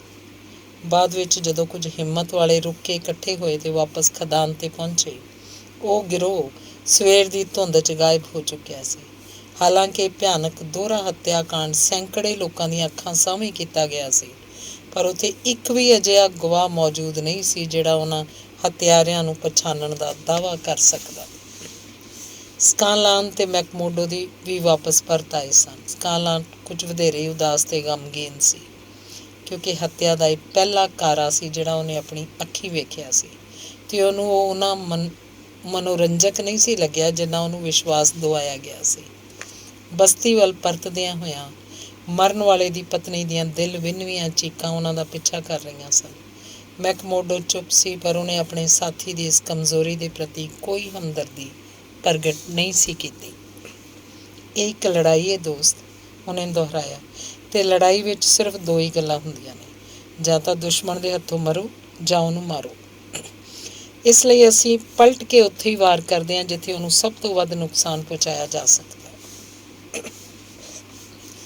ਉਸ ਰਾਤ ਯੂਨੀਅਨ ਹਾਊਸ 'ਚ ਬੜਾ ਹੀ ਮਸਤੀ ਭਰਿਆ ਮਾਹੌਲ ਸੀ। ਉੱਥੇ ਸਿਰਫ ਕਰੋ ਹਿਲ ਕੰਪਨੀ ਦੇ ਖਦਾਨ ਮੈਨੇਜਰ ਅਤੇ ਇੰਜੀਨੀਅਰ ਦੀ ਹੱਤਿਆ ਦਾ ਜਸ਼ਨ ਹੀ ਨਹੀਂ ਸੀ ਮਨਾਇਆ ਜਾ ਰਿਹਾ, ਜਿਸ ਨਾਲ ਕਿ ਹੁਣ ਉਸ ਇਲਾਕੇ ਦੀਆਂ ਦੂਜੀਆਂ ਕੰਪਨੀਆਂ ਬੁਰੀ ਤਰ੍ਹਾਂ ਦਹਿਸ਼ਤ ਜ਼ਦਾ ਹੋ ਕੇ ਚੁੱਪਚਾਪ ਰੁਪਈਆ ਦੇਣ ਲਈ ਤਿਆਰ ਹੋ ਜਾਣਗੀਆਂ, ਬਲਕਿ ਯੂਨੀਅਨ ਦੁਆਰਾ ਕਿਸੇ ਦੂਜੀ ਜਗ੍ਹਾ ਪ੍ਰਾਪਤ ਕੀਤੀ ਗਈ ਇੱਕ ਹੋਰ ਸਫਲਤਾ ਦਾ ਵੀ ਜਿੱਤ ਸਮਾਗਮ ਮਨਾਇਆ ਜਾ ਰਿਹਾ ਸੀ। ਹੋਇਆ ਇਹ ਸੀ ਕਿ ਜਿਸ ਪ੍ਰਦੇਸ਼ ਪ੍ਰਤੀਨਿਧੀ ਵਰਮਿਸਾ ਯੂਨੀਅਨ ਦਾ ਕਾਰਜ ਨਿਪਰੇ ਚਾੜ੍ਹਨ ਲਈ 5 ਬਿਹਤਰੀਨ ਆਦਮੀਆਂ ਦੇ ਇੱਥੇ ਆਉਣ ਦਾ ਪ੍ਰਬੰਧ ਕੀਤਾ ਸੀ, ਉਸੇ ਨੇ ਗਿਲਮੇਰਟਨ ਇਲਾਕੇ 'ਚ ਸਥਿਤ ਸਟੇਕ ਰਾਇਲ ਕੰਪਨੀ ਦੇ ਮਾਲਕ ਵਿਲੀਅਮ ਹੇਲਸ ਦੀ ਹੱਤਿਆ ਕਰਨ ਲਈ 3 ਆਦਮੀ ਬੜੇ ਗੁਪਤ ਤਰੀਕੇ ਨਾਲ ਚੁਣ ਕੇ ਭੇਜਣ ਲਈ ਕਿਹਾ ਸੀ। ਵਿਲੀਅਮ ਹੇਲਸ ਨਾਮੀ ਉਹ ਖਦਾਨ ਮਾਲਕ ਮਜ਼ਦੂਰਾਂ ਵਿੱਚ ਬੜਾ ਹੀ ਲੋਕਪ੍ਰਿਯ ਸੀ ਅਤੇ ਇੰਝ ਮੰਨਿਆ ਜਾਂਦਾ ਸੀ ਕਿ ਦੁਨੀਆ 'ਚ ਉਹਦਾ ਕੋਈ ਦੁਸ਼ਮਣ ਨਹੀਂ ਹੈ, ਕਿਉਂਕਿ ਬੜਾ ਹੀ ਆਦਰਸ਼ ਮਾਲਕ ਸੀ ਅਤੇ ਮਜ਼ਦੂਰਾਂ ਦੇ ਹਿੱਤਾਂ ਦਾ ਪੂਰਾ ਖਿਆਲ ਰੱਖਦਾ ਸੀ, ਪਰ ਕੰਮ ਦੇ ਸਮੇਂ ਉਹ ਕੋਈ ਕੁਤਾਹੀ ਬਰਦਾਸ਼ਤ ਨਹੀਂ ਸੀ ਕਰਦਾ। ਇਸ ਲਈ ਉਹਨੇ ਕੁਝ ਨਿਕੰਮੇ ਅਤੇ ਨਸ਼ੇੜੀ ਮਜ਼ਦੂਰਾਂ ਨੂੰ ਕੱਢ ਦਿੱਤਾ ਸੀ, ਜਿਹੜੇ ਕਿ ਸਰਵ ਸ਼ਕਤੀਮਾਨ ਸੁਸਾਇਟੀ ਨਾਲ ਸੰਬੰਧਿਤ ਸਨ। ਉਹਦੇ ਦਰਵਾਜ਼ੇ ਦੇ ਬਾਹਰ ਲਾਈਆਂ ਗਈਆਂ ਮੌਤ ਦੀਆਂ ਧਮਕੀਆਂ ਵੀ ਜਦੋਂ ਉਹਨੂੰ ਉਹਦੇ ਮਜ਼ਬੂਤ ਇਰਾਦੇ ਤੋਂ ਨਾ ਡੁਲਾ ਸਕੀਆਂ, ਤਾਂ ਇੱਕ ਸੁਤੰਤਰ ਅਤੇ ਸੱਭਿਅਕ ਦੇਸ਼ ਵਿੱਚ ਸਰਵ ਸ਼ਕਤੀਮਾਨ ਸੁਸਾਇਟੀ ਵੱਲੋਂ ਉਹਨੂੰ ਮੌਤ ਦੀ ਸਜ਼ਾ ਸੁਣਾ ਦਿੱਤੀ ਗਈ। ਉਹ ਸਜ਼ਾ ਹੁਣ ਸਿਰੇ ਚੜ੍ਹ ਚੁੱਕੀ ਸੀ ਅਤੇ ਟੈਡ ਬਾਲਡਵਿਨ ਬੜੇ ਮਾਣ ਨਾਲ ਬੌਸ ਮੈਗਜ਼ਿੰਟੀ ਦੇ ਬਰਾਬਰ ਬੈਠਾ ਹੋਇਆ ਸੀ, ਕਿਉਂਕਿ ਉਹੀ ਉਸ ਹਥਿਆਰੀ ਪਾਰਟੀ ਦਾ ਮੁਖੀਆ ਸੀ। ਉਹਦਾ ਥਕਾਨ ਭਰਪੂਰ ਚਿਹਰਾ ਅਤੇ ਅੰਗਿਆਰਾਂ ਵਰਗੀਆਂ ਲਾਲ ਅੱਖਾਂ ਪਿਛਲੀ ਰਾਤ ਦੇ ਜਗਰਾਤੇ ਅਤੇ ਪੀਤੀ ਸ਼ਰਾਬ ਦੀ ਗਵਾਹੀ ਦੇ ਰਹੀਆਂ ਸਨ। ਉਹਨੇ ਅਤੇ ਉਹਦੇ 2 ਸਾਥੀਆਂ ਨੇ ਪਿਛਲੀ ਰਾਤ ਪਹਾੜਾਂ ਵਿੱਚ ਹੀ ਬਿਤਾਈ ਸੀ ਅਤੇ ਹੁਣ ਉਸ ਸਫਲ ਹੋਈ ਮੁਹਿੰਮ ਸਦਕਾ ਉਹਨਾਂ ਦਾ ਜ਼ੋਰਦਾਰ ਸਵਾਗਤ ਕੀਤਾ ਜਾ ਰਿਹਾ ਸੀ, ਜਿਸ ਕਰਕੇ ਬਾਲਡਵਿਨ ਦੇ ਚਿਹਰੇ ਉੱਤੇ ਥੱਕਣ ਦੇ ਬਾਵਜੂਦ ਇੱਕ ਅਜੀਬ ਜਿਹੀ ਚਮਕ ਫੈਲੀ ਹੋਈ ਸੀ। ਖੁਸ਼ੀਆਂ ਨਾਲ ਗੂੰਜਦੀ ਚੀਕਾ ਰੌਲੀ ਵਿਚਕਾਰ ਉਸ ਖੂਨੀ ਮੁਹਿੰਮ ਦੀ ਕਹਾਣੀ ਬਾਰ-ਬਾਰ ਦੁਹਰਾਈ ਜਾ ਰਹੀ ਸੀ। ਉਹ ਤਿੰਨੇ ਆਪਣੇ ਸ਼ਿਕਾਰ ਦੇ ਘਰ ਵਾਪਸ ਆਉਣ ਦੀ ਉਡੀਕ ਵਿੱਚ ਇੱਕ ਪਹਾੜੀ ਢਲਾਨ ਉੱਪਰ ਘਾਤ ਲਾਈ ਬੈਠੇ ਸਨ, ਜਿਹੜੀ ਉਸ ਰਸਤੇ ਕੋਲ ਸੀ ਜਿਸ ਉੱਪਰੋਂ ਉਹਦਾ ਘੋੜਾ ਲੰਘਣਾ ਸੀ। ਜਦੋਂ ਰਾਤ ਦਾ ਹਨੇਰਾ ਉੱਤਰ ਆਉਣ ਪਿੱਛੋਂ ਉਹ ਆਪਣੇ ਘੋੜੇ 'ਤੇ ਸਵਾਰ ਆਪਣੇ ਘਰ ਵੱਲ ਪਰਤ ਰਿਹਾ ਸੀ ਤਾਂ ਚੜ੍ਹਾਈ ਕਾਰਨ ਉਹਦੀ ਚਾਲ ਬੇਹੱਦ ਧੀਮੀ ਸੀ। ਕੜਾਕੇ ਦੀ ਠੰਡ ਤੋਂ ਬਚਣ ਲਈ ਉਹਨੇ ਨਾ ਸਿਰਫ ਕਾਫੀ ਸਾਰੇ ਕੱਪੜੇ ਪਾਏ ਹੋਏ ਸਨ, ਬਲਕਿ ਉੱਪਰ ਵਾਲਾਂ ਵਾਲਾ ਭਾਰੀ ਲਿਬਾਦਾ ਵੀ ਲਿਆ ਹੋਇਆ ਸੀ, ਜਿਸ ਕਰਕੇ ਉਹਦਾ ਹੱਥ ਤੇਜ਼ੀ ਨਾਲ ਆਪਣੀ ਪਿਸਤੌਲ ਉੱਤੇ ਨਹੀਂ ਸੀ ਪਹੁੰਚ ਸਕਿਆ। ਉਹਨਾਂ ਲੋਕਾਂ ਯਕਦਮ ਝਪਟ ਕੇ ਉਹਨੂੰ ਹੇਠਾਂ ਸੁੱਟ ਲਿਆ ਅਤੇ ਇਕੱਠੀਆਂ ਕਈ ਗੋਲੀਆਂ ਉਹਦੇ ਜਿਸਮ 'ਚ ਵਾੜ ਦਿੱਤੀਆਂ। ਉਹ ਰਹਿਮ ਲਈ ਚੀਕਿਆ ਸੀ। ਹੁਣ ਉੱਥੇ ਹਾਜ਼ਰ ਮੈਂਬਰਾਂ ਦੇ ਮਨੋਰੰਜਨ ਲਈ ਉਹਦੀਆਂ ਗਿੜਗਿੜਾਹਟ ਭਰੀਆਂ ਚੀਕਾਂ ਦੀ ਨਕਲ ਲਾ ਕੇ ਵਿਖਾਈ ਜਾ ਰਹੀ ਸੀ। ਜ਼ਰਾ ਇੱਕ ਵਾਰੀ ਫੇਰ ਕਰਕੇ ਦਿਖਾਓ ਕਿ ਉਹ ਕਿਵੇਂ ਰਿੰਗਿਆ ਸੀ, ਉਹਨਾਂ ਨੇ ਮੰਗ ਕੀਤੀ। ਉਹਨਾਂ 'ਚੋਂ ਕੋਈ ਵੀ ਆਦਮੀ ਉਸ ਨੂੰ ਨਹੀਂ ਸੀ ਜਾਣਦਾ, ਪਰ ਹੱਤਿਆ 'ਚ ਹਮੇਸ਼ਾ ਇੱਕ ਨਾਟਕੀ ਖਿੱਚ ਹੁੰਦੀ ਸੀ ਉਹਨਾਂ ਲਈ। ਇਹਦੇ ਇਲਾਵਾ ਉਹਨਾਂ ਗਿਲ ਮੇਟਨ ਵੱਲੋਂ ਯੂਨੀਅਨ ਸਾਹਮਣੇ ਇਹ ਵੀ ਸਿੱਧ ਕਰ ਦਿੱਤਾ ਸੀ ਕਿ ਵਰਮਿਸਾ ਵਾਲੇ ਵੀ ਕੁਝ ਘੱਟ ਨਹੀਂ ਅਤੇ ਉਹਨਾਂ ਉੱਤੇ ਭਰੋਸਾ ਕੀਤਾ ਜਾ ਸਕਦਾ। ਉਸ ਵੇਲੇ ਬਸ ਇੱਕ ਨਿੱਕੀ ਜਿਹੀ ਅੜਚਨ ਆਈ ਸੀ। ਜਿਸ ਵੇਲੇ ਉਸ ਸਥਿਰ ਸਰੀਰ 'ਚ ਆਪਣੇ ਰਿਵਾਲਵਰਾਂ ਨਾਲ ਗੋਲੀਆਂ ਮਾਰ ਰਹੇ ਸਨ, ਉਸੇ ਵੇਲੇ ਇੱਕ ਪਤੀ ਪਤਨੀ ਆਪਣੀ ਘੋੜਾ ਗੱਡੀ 'ਚ ਉੱਥੇ ਪਹੁੰਚ ਗਏ ਸਨ। ਇੱਕ ਵਾਰੀ ਤਾਂ ਉਹਨਾਂ ਲੋਕਾਂ ਦਾ ਇਰਾਦਾ ਹੋਇਆ ਸੀ ਕਿ ਉਹਨਾਂ ਦੋਵਾਂ ਨੂੰ ਵੀ ਉੱਥੇ ਹੀ ਮੌਤ ਦੇ ਘਾਟ ਉਤਾਰ ਦਿੱਤਾ ਜਾਏ, ਪਰ ਵਿਚਾਰੇ ਮੁਰਦੜੇ ਜਿਹੇ ਬੁੱਢਾ ਬੁੱਢੀ ਸਨ, ਜਿਨ੍ਹਾਂ ਦਾ ਖਦਾਨ ਦੇ ਧੰਦੇ ਨਾਲ ਦੂਰ ਦਾ ਵੀ ਵਾਸਤਾ ਨਹੀਂ ਸੀ। ਇਸ ਲਈ ਉਹਨਾਂ ਨੂੰ ਚੰਗੀ ਤਰ੍ਹਾਂ ਡਰਾ ਧਮਕਾ ਕੇ ਛੱਡ ਦਿੱਤਾ ਗਿਆ। ਕਿਸੇ ਸਾਹਮਣੇ ਆਪਣੀ ਜ਼ਬਾਨ ਨਾ ਖੋਲ੍ਹਣਾ, ਵਰਨਾ ਨਤੀਜਾ ਮਾੜਾ ਹੋਏਗਾ। ਇਸ ਤਰ੍ਹਾਂ ਉਹ ਗੋਲੀਆਂ ਨਾਲ ਛਲਣੀ ਲਹੂ ਲਹਾਨ ਲਾਸ਼ ਇੱਕ ਚੇਤਾਵਨੀ ਦੇ ਰੂਪ 'ਚ ਉੱਥੇ ਛੱਡ ਆਏ, ਤਾਂ ਕਿ ਦੂਜੇ ਖਦਾਨ ਮਾਲਕਾਂ ਨੂੰ ਸਬਕ ਹਾਸਲ ਹੋ ਜਾਏ। ਉਹ ਤਿੰਨ ਹਥਿਆਰੇ ਜੁਝਾਰੂ ਪਹਾੜੀ ਰਸਤੇ ਨੂੰ ਤੇਜ਼ੀ ਨਾਲ ਪਾਰ ਕਰਦੇ ਹੋਏ ਆਪਣੇ ਇਲਾਕੇ 'ਚ ਵਾਪਸ ਆ ਗਏ, ਜਿੱਥੇ ਉਹ ਪੂਰੀ ਤਰ੍ਹਾਂ ਸੁਰੱਖਿਅਤ ਸਨ ਅਤੇ ਹੁਣ ਆਪਣੇ ਸਾਥੀਆਂ ਦੀ ਵਡਿਆਈ ਅਤੇ ਪ੍ਰਸ਼ੰਸਾ ਦਾ ਆਨੰਦ ਮਾਣ ਰਹੇ ਸਨ। ਉਹ ਦਿਨ ਉਹਨਾਂ ਲਈ ਬੜੇ ਵੱਡੇ ਜਸ਼ਨ ਦਾ ਦਿਨ ਸੀ। ਦਹਿਸ਼ਤ ਦੇ ਪਰਛਾਵੇਂ ਉਸ ਘਾਟੀ 'ਚ ਹੁਣ ਪਹਿਲਾਂ ਨਾਲੋਂ ਸੰਘਣੇ ਹੋ ਕੇ ਛਾ ਗਏ ਸਨ, ਪਰ ਅਕਲਮੰਦ ਸੈਨਾਪਤੀ ਜਿੱਤ ਦੇ ਛਿਣਾਂ 'ਚ ਆਪਣੇ ਯਤਨਾਂ 'ਚ ਦੁੱਗਣੀ ਤਾਕਤ ਨਾਲ ਜੁਟ ਜਾਂਦਾ ਹੈ, ਤਾਂ ਕਿ ਉਹਦੇ ਦੁਸ਼ਮਣਾਂ ਨੂੰ ਸੰਭਾਲਣ ਦਾ ਕੋਈ ਮੌਕਾ ਨਾ ਮਿਲੇ। ਇਸ ਲਈ ਬਾਜ਼ ਮੈਗਜ਼ੈਂਟੀ ਉਸ ਰਾਤ ਦੇ ਜਿੱਤ ਸਮਾਗਮ ਨੂੰ ਆਪਣੀਆਂ ਦੁਸ਼ਟ ਭਰਪੂਰ ਅੱਖਾਂ ਨਾਲ ਦੇਖਦਾ ਹੋਇਆ ਆਪਣੇ ਵਿਰੋਧੀਆਂ ਵਿਰੁੱਧ ਨਵਾਂ ਮਿਸ਼ਨ ਛੇੜਨ ਦੀ ਸਕੀਮ ਬਣਾ ਰਿਹਾ ਸੀ। ਇਹੀ ਕਾਰਨ ਸੀ ਕਿ ਜਦੋਂ ਉਸ ਰਾਤ ਉਸ ਜਸ਼ਨ ਦੇ ਨਸ਼ੇ 'ਚ ਝੂਮਦੇ ਹੋਏ ਮੈਂਬਰ ਡੂੰਘੇ ਗੋਤੇ ਲਾਉਣ ਲੱਗੇ ਤਾਂ ਉਹ ਮੈਕਮੋਰਡੋ ਨੂੰ ਬਾਹੋਂ ਫੜ ਕੇ ਆਪਣੇ ਸ਼ਰਾਬਖਾਨੇ ਦੀ ਉਸ ਕੋਠੜੀ 'ਚ ਲੈ ਗਿਆ, ਜਿਸ 'ਚ ਉਹਨਾਂ ਦੋਵਾਂ ਦੀ ਪਹਿਲੀ ਮੁਲਾਕਾਤ ਹੋਈ ਸੀ। ਸੁਣ ਮੇਰੇ ਦੋਸਤ, ਉੱਥੇ ਪਹੁੰਚਦਿਆਂ ਉਹਨੇ ਕਿਹਾ, ਆਖਰਕਾਰ ਮੇਰੇ ਹੱਥ 'ਚ ਇੱਕ ਅਜਿਹਾ ਕੰਮ ਆ ਹੀ ਗਿਆ ਜਿਹੜਾ ਬਸ ਤੇਰੇ ਲਾਇਕ ਹੀ ਹੈ। ਉਹਦੀ ਪੂਰੀ ਕਾਰਵਾਈ ਦਾ ਇੰਤਜ਼ਾਮ ਸਿਰਫ ਤੇਰੇ ਹੱਥ ਹੀ ਹੋਏਗਾ। ਸੁਣ ਕੇ ਖੁਸ਼ੀ ਹੋਈ। ਮੈਕਮੋਰਡੋ ਨੇ ਜਵਾਬ ਦਿੱਤਾ, ਤੂੰ ਮੈਂਡਰਸ ਤੇ ਰੀਲੀ ਨਾਂ ਦੇ 2 ਆਦਮੀ ਆਪਣੇ ਨਾਲ ਲੈ ਜਾਈਂ। ਇਹਨਾਂ ਦੋਵਾਂ ਨੂੰ ਨੌਕਰੀ ਤੋਂ ਕੱਢੇ ਜਾਣ ਦੀ ਧਮਕੀ ਦਿੱਤੀ ਜਾ ਚੁੱਕੀ ਹੈ। ਜਦੋਂ ਤੱਕ ਚੈਸਟਰ ਵਿਲਕਾਕਸ ਦਾ ਇੰਤਜ਼ਾਮ ਨਹੀਂ ਕੀਤਾ ਜਾ ਸਕਦਾ, ਉਦੋਂ ਤੱਕ ਇਹ ਇਲਾਕਾ ਪੂਰੀ ਤਰ੍ਹਾਂ ਸਾਡੇ ਕਾਬੂ 'ਚ ਨਹੀਂ ਆਏਗਾ। ਜੇ ਤੂੰ ਉਹਨੂੰ ਉੱਪਰ ਪਹੁੰਚਾ ਦਿੱਤਾ ਤਾਂ ਸਮਝ ਲੈ ਕਿ ਇਸ ਇਲਾਕੇ ਦੀਆਂ ਸਾਰੀਆਂ ਯੂਨੀਅਨਾਂ ਤੈਨੂੰ ਵਧਾਈ ਦੇਣਗੀਆਂ। ਮੈਂ ਆਪਣੀ ਪੂਰੀ ਜਾਨ ਲਾ ਦਿਆਂਗਾ, ਪਰ ਉਹ ਹੈ ਕੌਣ ਅਤੇ ਰਹਿੰਦਾ ਕਿੱਥੇ ਹੈ? ਮੈਗਜ਼ੈਂਟੀ ਨੇ ਆਪਣੇ ਮੂੰਹ 'ਚੋਂ ਅੱਧਾ ਬੁਝਿਆ ਸਿਗਾਰ ਕੱਢਿਆ ਅਤੇ ਫਿਰ ਕਾਪੀ 'ਚੋਂ ਪਾੜੇ ਇੱਕ ਪੰਨੇ ਉੱਤੇ ਬੇਢੰਗਾ ਜਿਹਾ ਇੱਕ ਨਕਸ਼ਾ ਬਣਾਉਂਦਿਆਂ ਹੋਇਆਂ ਕਿਹਾ, ਉਹ ਆਇਰਨ ਡੀਕੇ ਕੰਪਨੀ ਦਾ ਚੀਫ ਫੋਰਮੈਨ ਹੈ। ਬੜਾ ਹੀ ਸਖਤ ਜਾਨ ਸਾਲਾ, ਪੁਰਾਣਾ ਫੌਜੀ ਸਾਰਜੈਂਟ ਹੈ ਅਤੇ ਪਿਛਲੇ ਯੁੱਧ 'ਚ ਬੜਾ ਨਾਂ ਕਮਾਇਆ ਸੀ ਉਹਨੇ। ਅਸੀਂ ਉਸ ਉੱਤੇ 2 ਵਾਰੀ ਕੋਸ਼ਿਸ਼ ਪਹਿਲਾਂ ਵੀ ਕਰ ਚੁੱਕੇ ਹਾਂ, ਪਰ ਕਿਸਮਤ ਨੇ ਸਾਥ ਨਹੀਂ ਦਿੱਤਾ। ਪਿਛਲੀ ਕੋਸ਼ਿਸ਼ ਵਿੱਚ ਤਾਂ ਸਾਡਾ ਇੱਕ ਜਿਮ ਕਾਰਨਾਵੇ ਨਾਂ ਦਾ ਆਦਮੀ ਮਾਰਿਆ ਗਿਆ। ਹੁਣ ਇਹ ਕੰਮ ਤੇਰੇ ਜਿੰਮੇ ਹੈ। ਇੱਥੇ ਆਇਰਨ ਡੀਕੇ ਦੇ ਚੌਰਾਹੇ 'ਤੇ ਹੈ ਉਹਦਾ ਮਕਾਨ, ਬਿਲਕੁਲ ਇੰਝ ਹੀ ਇਕੱਲਾ ਜਿਵੇਂ ਕਿ ਤੈਨੂੰ ਇਸ ਨਕਸ਼ੇ 'ਚ ਦਿਖਾਈ ਦੇ ਰਿਹਾ। ਆਸੇ ਪਾਸੇ ਕੋਈ ਹੋਰ ਮਕਾਨ ਨਹੀਂ, ਪਰ ਦਿਨ ਦੇ ਸਮੇਂ ਇਹ ਕੰਮ ਕਰ ਸਕਣਾ ਬੜਾ ਮੁਸ਼ਕਿਲ ਹੈ, ਕਿਉਂਕਿ ਉਹ ਹਰ ਵੇਲੇ ਹਥਿਆਰਬੰਦ ਰਹਿੰਦਾ ਹੈ ਅਤੇ ਬੇਹੱਦ ਫੁਰਤੀਲਾ ਅਤੇ ਅਚੂਕ ਨਿਸ਼ਾਨੇਬਾਜ਼ ਹੈ। ਰਾਤ ਨੂੰ ਠੀਕ ਰਹੇਗਾ ਜਦੋਂ ਆਪਣੇ ਆਪ 'ਚ ਆਪਣੀ ਬੀਵੀ ਬੱਚਿਆਂ ਨਾਲ ਮਸਤ ਹੁੰਦਾ ਹੈ। ਇੱਕ ਨੌਕਰਾਣੀ ਵੀ ਹੈ, ਕਿਸੇ ਨੂੰ ਜਿਉਂਦਾ ਨਹੀਂ ਛੱਡਣਾ ਤਾਂ ਕਿ ਕੋਈ ਗਵਾਹੀ ਦੇਣ ਲਾਇਕ ਹੀ ਨਾ ਬਚੇ।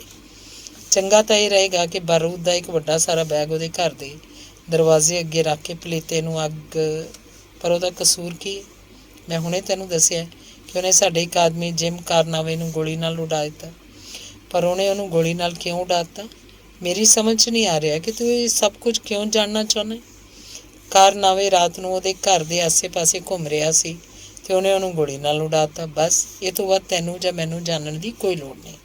ਹੁਣ ਤੂੰ ਇਹ ਹਿਸਾਬ ਬਰਾਬਰ ਕਰਨਾ ਹੈ, ਸਮਝ ਗਿਆ। ਉੱਥੇ ਜਿਹੜੀਆਂ 2 ਔਰਤਾਂ ਅਤੇ ਬੱਚੇ ਨੇ, ਕੀ ਉਹਨਾਂ ਨੂੰ ਵੀ ਉਡਾ ਦੇਣਾ ਹੋਏਗਾ? ਬਿਲਕੁਲ, ਵਰਨਾ ਉਸ 'ਤੇ ਹੱਥ ਪਾਉਣਾ ਬੜਾ ਮੁਸ਼ਕਿਲ। ਪਰ ਇਹ ਕੁਛ ਨਾਇਨਸਾਫੀ ਜਿਹੀ ਨਹੀਂ ਹੈ? ਆਖਰ ਉਹਨਾਂ ਵਿਚਾਰਿਆਂ ਦਾ ਤਾਂ ਕੋਈ ਕਸੂਰ ਨਹੀਂ। ਕੀ ਅਜੀਬ ਬੇਵਕੂਫਾਂ ਵਾਲੀਆਂ ਗੱਲਾਂ ਕਰ ਰਿਹਾ। ਤੂੰ ਜੇ ਇਹ ਕੰਮ ਨਹੀਂ ਕਰਨਾ ਤਾਂ ਸਾਫ਼ ਮਨਾ ਕਰ ਦੇ। ਸ਼ਾਂਤ ਕਾਉਂਸਲਰ, ਸ਼ਾਂਤ, ਮੈਕਮੋਡੇ ਬੋਲਿਆ। ਮੈਂ ਅਜਿਹਾ ਕੀ ਕਹਿ ਦਿੱਤਾ ਹੈ ਜੋ ਤੁਸੀਂ ਇਹ ਸੋਚਣ ਲੱਗੇ ਕਿ ਮੈਂ ਆਪਣੇ ਹੀ ਬਾਡੀ ਮਾਸਟਰ ਦਾ ਹੁਕਮ ਨਹੀਂ ਮੰਨਾਂਗਾ। ਸਹੀ ਜਾਂ ਗਲਤ ਦਾ ਫੈਸਲਾ ਕਰਨਾ ਤਾਂ ਤੁਹਾਡਾ ਕੰਮ ਹੈ, ਮੇਰਾ ਨਹੀਂ। ਤਾਂ ਫਿਰ ਤੂੰ ਇਸ ਕੰਮ ਨੂੰ ਕਰੇਂਗਾ? ਬਿਲਕੁਲ ਕਰਾਂਗਾ। ਬਸ ਤੁਸੀਂ ਮੈਨੂੰ 1 ਜਾਂ 2 ਰਾਤਾਂ ਦਾ ਵਕਤ ਦਿਓ ਤਾਂ ਕਿ ਮੈਂ ਉਸ ਮਕਾਨ ਅਤੇ ਉਹਦੇ ਆਸੇ-ਪਾਸੇ ਦੀ ਜਗ੍ਹਾ ਦਾ ਚੰਗੀ ਤਰ੍ਹਾਂ ਨਿਰੀਖਣ ਕਰਕੇ ਆਪਣੀ ਸਕੀਮ ਤਿਆਰ ਕਰ ਲਵਾਂ। ਬਸ ਉਸ ਪਿੱਛੋਂ। ਬਹੁਤ ਅੱਛੇ, ਮੈਕਜ਼ੈਂਟੀ ਨੇ ਬੜੀ ਗਰਮਜੋਸ਼ੀ ਨਾਲ ਉਸ ਨਾਲ ਹੱਥ ਮਿਲਾਉਂਦਿਆਂ ਕਿਹਾ। ਬਸ ਤਾਂ ਹੁਣ ਇਹ ਕੰਮ ਤੇਰੇ ਜਿੰਮੇ ਹੈ ਅਤੇ ਮੈਨੂੰ ਉਸ ਦਿਨ ਦਾ ਬੇਤਾਬੀ ਨਾਲ ਇੰਤਜ਼ਾਰ ਹੈ ਜਦੋਂ ਤੂੰ ਕਾਮਯਾਬੀ ਦੀ ਖੁਸ਼ਖਬਰੀ ਮੈਨੂੰ ਸੁਣਾਏਗਾ। ਇਹ ਇੱਕ ਅਜਿਹੀ ਆਖਰੀ ਸੱਟ ਹੋਏਗੀ ਕਿ ਉਹ ਸਾਰੇ ਦੇ ਸਾਰੇ ਰੀਂਗਦੇ ਹੋਏ ਸਾਡੇ ਪੈਰਾਂ ਵਿੱਚ ਆ ਡਿੱਗਣਗੇ। ਮੈਕਮੋਡੇ ਨੇ ਇਸ ਮੁਹਿੰਮ ਬਾਰੇ ਕਾਫੀ ਗੰਭੀਰਤਾ ਅਤੇ ਡੂੰਘਾਈ ਨਾਲ ਵਿਚਾਰ ਕੀਤਾ, ਜਿਹੜੀ ਇੰਝ ਅਚਾਨਕ ਉਹਨੂੰ ਸੌਂਪੀ ਗਈ ਸੀ। ਉੱਥੋਂ ਸਿਰਫ 5 ਮੀਲ ਦੂਰ ਨਾਲ ਦੀ ਇੱਕ ਘਾਟੀ 'ਚ ਸਥਿਤ ਬਿਲਕੁਲ ਅਲੱਗ-ਥਲੱਗ ਜਿਹਾ ਮਕਾਨ ਸੀ, ਜਿਸ ਵਿੱਚ ਚੈਸਟਰ ਵਿਲਕਾਕਸ ਰਹਿੰਦਾ ਸੀ। ਉਹਦਾ ਅਤੇ ਉਹਦੇ ਆਲੇ-ਦੁਆਲੇ ਦੇ ਇਲਾਕੇ ਦਾ ਚੰਗੀ ਤਰ੍ਹਾਂ ਨਿਰੀਖਣ ਕਰਨ ਲਈ ਉਸ ਰਾਤ ਉੱਥੋਂ ਇਕੱਲਾ ਰਵਾਨਾ ਹੋ ਗਿਆ ਸੀ ਤਾਂ ਕਿ ਆਪਣੀ ਤਿਆਰੀ 'ਚ ਜੁਟ ਸਕੇ। ਉਸ ਸਮੇਂ ਸਵੇਰ ਦੀ ਸਫੈਦੀ ਅਸਮਾਨ ਉੱਤੇ ਫੈਲਣ ਲੱਗੀ ਸੀ ਜਦੋਂ ਉਹ ਆਪਣੀ ਜਾਂਚ ਪੜਤਾਲ ਕਰਕੇ ਪਰਤ ਆਇਆ ਸੀ। ਅਗਲੇ ਦਿਨ ਉਹਨੇ ਆਪਣੇ ਦੋਵਾਂ ਸਹਾਇਕਾਂ ਮੈਂਡਰਸ ਅਤੇ ਰੀਲੀ ਨਾਲ ਮੁਲਾਕਾਤ ਕੀਤੀ। ਉਹ ਦੋਵੇਂ ਅਵਾਰਾ ਕਿਸਮ ਦੇ ਮੁੰਡੇ ਸਨ, ਜਿਹੜੇ ਉਸ ਮਾਮਲੇ ਬਾਰੇ ਸੁਣ ਕੇ ਇੰਝ ਖੁਸ਼ ਹੋਏ ਜਿਵੇਂ ਕਿਸੇ ਖਰਗੋਸ਼ ਦੇ ਸ਼ਿਕਾਰ ਉੱਤੇ ਜਾਣ ਦਾ ਪ੍ਰੋਗਰਾਮ ਹੋਵੇ। ਤੀਜੀ ਰਾਤ ਉਹ ਬਸਤੀ 'ਚੋਂ ਬਾਹਰ ਇਕੱਠੇ ਹੋਏ। ਤਿੰਨੇ ਹੀ ਹਥਿਆਰਬੰਦ ਸਨ। ਉਹਨਾਂ 'ਚੋਂ ਇੱਕ ਨੇ ਵੱਡਾ ਸਾਰਾ ਥੈਲਾ ਚੁੱਕਿਆ ਹੋਇਆ ਸੀ। ਉਸ ਵਿੱਚ ਉਹ ਬਾਰੂਦ ਸੀ ਜਿਹੜਾ ਖਦਾਨਾਂ ਨੂੰ ਤੋੜਨ ਲਈ ਧਮਾਕਾ ਕਰਨ ਦੇ ਕੰਮ ਆਉਂਦਾ ਹੈ। ਉਸ ਸਮੇਂ ਰਾਤ ਦੇ 2 ਵਜੇ ਸਨ ਜਦੋਂ ਲੋਕ ਉਸ ਇਕੱਲੇ ਮਕਾਨ ਦੇ ਕੋਲ ਪਹੁੰਚੇ। ਹਵਾ ਤੇਜ਼ ਸੀ। ਬੱਦਲਾਂ ਦੇ ਟੁਕੜੇ ਅਸਮਾਨ 'ਚ ਚਮਕਦੇ 3/4 ਚੰਦ ਦੇ ਸਾਹਮਣਿਓਂ ਤੇਜ਼ੀ ਨਾਲ ਲੰਘਦੇ ਜਾ ਰਹੇ ਸਨ। ਉਹਨਾਂ ਨੂੰ ਕੁੱਤਿਆਂ ਤੋਂ ਸਾਵਧਾਨ ਰਹਿਣ ਦੀ ਚੇਤਾਵਨੀ ਦੇ ਦਿੱਤੀ ਗਈ ਸੀ।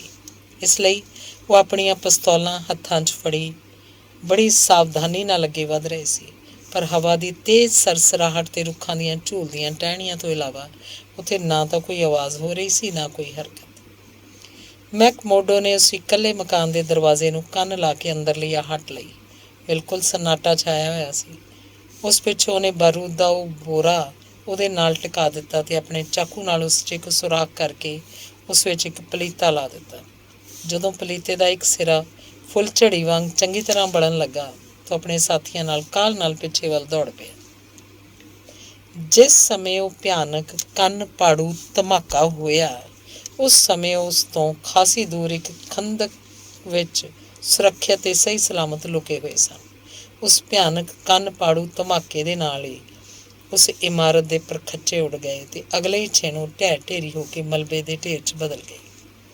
ਉਸ ਖਤਰਨਾਕ ਯੂਨੀਅਨ ਦੇ ਲਹੂ ਰੰਗੇ ਇਤਿਹਾਸ 'ਚ ਪਹਿਲਾਂ ਕਦੀ ਕੋਈ ਅਜਿਹਾ ਵਿਨਾਸ਼ ਕਾਰਜ ਇੰਨੀ ਸਫਾਈ ਅਤੇ ਖੂਬਸੂਰਤੀ ਨਾਲ ਪੂਰਾ ਨਹੀਂ ਸੀ ਕੀਤਾ ਗਿਆ।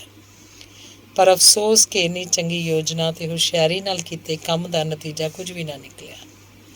ਇਨ੍ਹੀਂ ਦਿਨੀਂ ਹੋਈਆਂ ਹੋਰ ਹੱਤਿਆਵਾਂ ਅਤੇ ਇਸ ਗੱਲ ਨੂੰ ਵੀ ਚੰਗੀ ਤਰ੍ਹਾਂ ਜਾਣਨ ਦੇ ਕਾਰਨ ਕਿ ਉਹ ਵੀ ਦੁਸ਼ਮਣਾਂ ਦੇ ਨਿਸ਼ਾਨੇ 'ਤੇ ਹੈ, ਚੈਸਟਰ ਵਿਲਕਾਕਸ ਆਪਣੇ ਪਰਿਵਾਰ ਦੇ ਨਾਲ ਕਿਸੇ ਗੁੰਮਨਾਮ ਜਿਹੀ ਸੁਰੱਖਿਅਤ ਜਗ੍ਹਾ 'ਤੇ ਚਲਾ ਗਿਆ ਸੀ, ਜਿੱਥੇ ਪੁਲਿਸ ਨੇ ਉਹਦੀ ਸੁਰੱਖਿਆ ਲਈ ਆਪਣੇ ਪਹਿਰੇਦਾਰ ਨਿਯੁਕਤ ਕਰ ਦਿੱਤੇ ਸਨ।